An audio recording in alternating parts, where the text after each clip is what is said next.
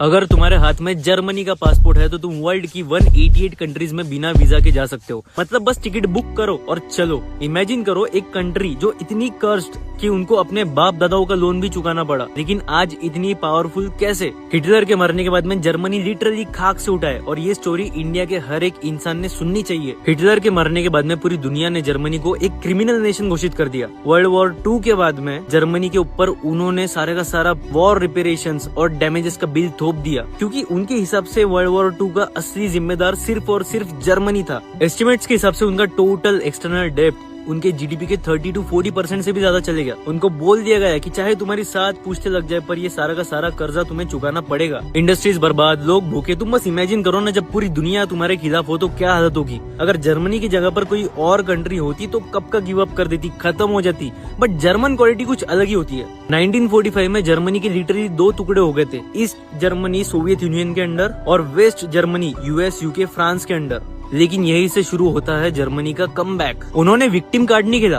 Waste Germany ने अपना पूरा फोकस लगा दिया सिर्फ 3 चीजों के ऊपर: एजुकेशन, हाई क्वालिटी मैन्युफैक्चरिंग और स्ट्रिक्ट फिस्कल डिसिप्लिन। यूएस ने मार्शल प्लान से पैसे दिए, लेकिन जर्मनी ने उसको सब्सिडी में बांटने में, फ्रीबीज बांटने में यूज नहीं किया। उन्होंने उसको यूज किया एज एन इन्वेस्टमेंट। 1953 लंदन डेब्ट एग्रीमेंट के थ्रू जर्मनी का एक बहुत बड़ा एक्सटर्नल डेब्ट माफ कर दिया गया और जो बाकी बचा हुआ लोन था उसको एक मैनेजेबल इंस्टॉलमेंट्स में कन्वर्ट कर दिया गया। और उन्होंने किया भी। ऑटोमैन इंजीनियरिंग, मर्सिडीज, BMW, साइमेंस और ना जाने कितनी वर्ल्ड क्लास ब्रांड्स आज जर्मनी से बिलोंग करती है। जर्मनी अचानक एक वॉर क्रिमिनल से एक इकोनॉमिक पावर हाउस बन गया। और सबसे मेन चीज पता है क्या थी? ये सब किसी की हेल्प से नहीं हुआ, ये सब हुआ हार्ड वर्क से और अपनी गलती एक्सेप्ट करके उससे सीखने से। जर्मनी ने कभी अपनी हिस्ट्री को व्हाइट वॉश नहीं किया, उल्टा उन्होंने उसको अपनी बुक्स में पढ़ाया ताकि उनकी फ्यूचर जनरेशन उनके पूर्वजों की हुई गलतियों से सीखे और बस डेवलपमेंट पर ध्यान दे। आज वर्ल्ड की कोई भी लिस्ट हो, जर्मनी टॉप 10 में आता ही है। असली मुद्दा ये है कि अगर एक टूटा हुआ, डिवाइडेड, गिल्टी जर्मनी कुछ ना होकर भी वर्ल्ड